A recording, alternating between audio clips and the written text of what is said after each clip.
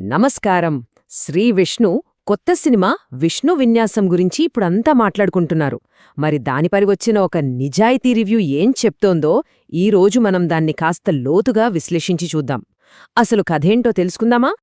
అబ్బా, ఇదింకాస్త బెటర్గా ఉండాల్సింది కదా. సినిమా చూసి బయటికొచ్చాక మనలో చాలామందికి ఇదే అనిపిస్తుంది కదండి. సరిగ్గా ఇదే ఫీలింగ్తో ఈ రివ్యూ మొదలైంది. అసలు ఎందుకలా అనిపించిందో ఆ కారణాలేంటో ఇప్పుడు చూద్దాం. సరే, ఫస్ట్ సెక్షన్లోకి వెళ్దాం. ఒక యావరేజ్ అనుభవం అంటే సినిమా చూసిన వెంటనే కలిగే ఫస్ట్ ఇంప్రెషన్ ఏంటి?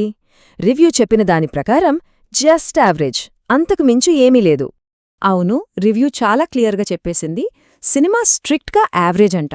అంటే వావ్ అద్భుతమని చెప్పలేం, అలాగనే ఛీ అస్సలు బాగోలేదు అని పక్కన పెట్టేలేం. ఎగ్జాక్ట్గా మధ్యలో ఉండిపోయిందనమాట.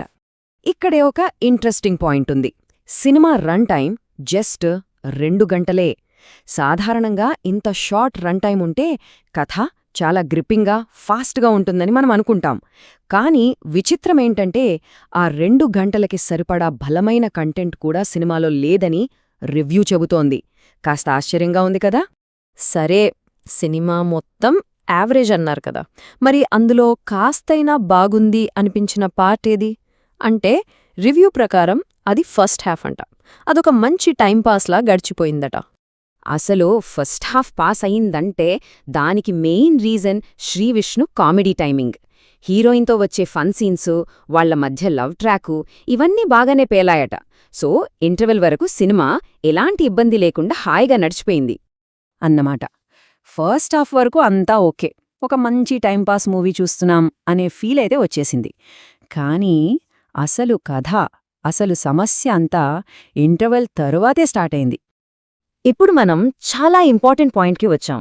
ఫస్ట్ హాఫ్తో పెరిగిన ఎక్స్పెక్టేషన్స్ని సెకండ్ హాఫ్ అందుకుందా? రివ్యూ చెప్తున్నదేంటంటే అస్సలు లేదు, సరిగ్గా అక్కడే సినిమా ట్రాక్ తప్పింది. నిజానికి ఇంటర్వెల్ బ్లాక్ అయితే సూపర్బ్గా ఉంది. అది చూసి అందరూ ఏమనుకున్నారు? ఆహా, ఇక్కడ్నుంచి సినిమా ఒక సీరియస్, లాజికల్ ఇంకా ఎమోషనల్ డ్రామాగా మారుతుందని ఫిక్స్ అయిపోయారు. ఎందుకంటే ఆ సెటప్ అలాంటి ఒక హై ఇచ్చింది. చూశారుగా, ఎక్స్పెక్టేషన్కి రియాలిటీకి మధ్య ఎంత గ్యాప్ ఉందో. ఒక సీరియస్ డ్రామా చూద్దామనుకుంటే కథ మళ్ళీ తిరిగి రొటీన్ లవ్ స్టోరీ రూట్లోకి వెళ్ళిపోయింది. ఇక లాజిక్స్ అయితే అస్సలు వెతక్కూడదు. పోనీ ఎమోషనల్గా అయినా కనెక్ట్ అవుదామనుకుంటే ఆ ఫ్లో కూడా మిస్ అయింది. సో ప్రాబ్లమ్స్ అన్నీ ఇక్కడే ఉన్నాయి. కథనం ఏమాత్రం కన్విన్సింగ్గా లేదు, రైటింగ్ చాలా వీక్ అయిపోయింది, ఎమోషన్స్ని డీప్గా కాకుండా జస్ట్ అలా పైపైన టచ్ చేసి వదిలేశారు. అందుకే సెకండ్ హాఫ్ ఆడియన్స్ని ఎంగేజ్ చేయడంలో ఫెయిల్ అయింది. సరే, ఈ సినిమా గురించి ఇంకా క్లియర్గా అర్థం కావాలంటే ఇదే జానర్లో వచ్చిన కొన్ని పాత సినిమాలతో కంపేర్ చేసి చూస్తే మనకొక ఐడియా వస్తుంది. ఏంటో ఆ కంపారిజన్ చూసేద్దామా? ఇక్కడ చూడండి, చాలా క్లియర్గా ఉంది. కృష్ణార్జున లాంటి సినిమాలో ఫ్యాంటసీ ఎలిమెంట్ని చాలా సీరియస్గా నమ్మేలా చూపించారు. కానీ విష్ణు విన్యాసం మాత్రం ఆ సీరియస్ టోన్ని వదిలేసి మళ్లీ కామెడీ, లవ్ స్టోరీ వైపు వెళ్ళిపోయింది. ఇక క్లైమాక్స్ గురించైతే చెప్పక్కర్లేదు. యమదొంగ లాంటి సినిమా క్లైమాక్స్ ఎక్కడా, ఈ సినిమా క్లైమాక్స్ ఎక్కడా? రివ్యూయర్ అన్నట్టు ఇది దానికో చైల్డ్ వర్షన్లా అనిపించింది. రైట్, ఇన్ని పాయింట్స్ చూశాక మరి ఫైనల్ వర్డిక్ట్ ఏంటి? రివ్యూ చివరిగా ఏం చెప్పిందో చూద్దాం. అందరికీ వచ్చే ఒక కామన్ క్వశ్చన్, మరి ఫ్యామిలీతో కలిసి చూడొచ్చా ఈ సినిమా? దీనిక్కూడా రివ్యూలో క్లియర్గా ఆన్సర్ ఇచ్చారు. ఫ్యామిలీ ఆడియన్స్కి ఒక చిన్న వార్నింగ్ లాంటిది ఉందన్నమాట. అక్కడక్కడ కొన్ని డబుల్ మీనింగ్ డైలాగ్స్ ఉన్నాయట. కొన్ని రొమాంటిక్ సీన్స్ కూడా కాస్త ఇబ్బందిగా అనిపించొచ్చు. ఇవి పక్కన పెడితే మిగతా సినిమా చూడొచ్చు, ప్రాబ్లం లేదు.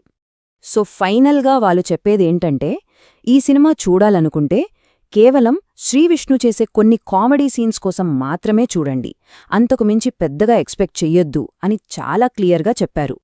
ఇక ఫైనల్గా రేటింగ్ విషయానికి వస్తే రివ్యూవర్ 2.5 నుంచి 2.75 మధ్యలో ఇవ్వాలనుకుని యావరేజ్గా 5కి 2.6 ఇచ్చారు. సో ఈ రేటింగ్ చూస్తేనే సినిమా ఏ రేంజ్లో ఉందో మనకు అర్థమైపోతుంది.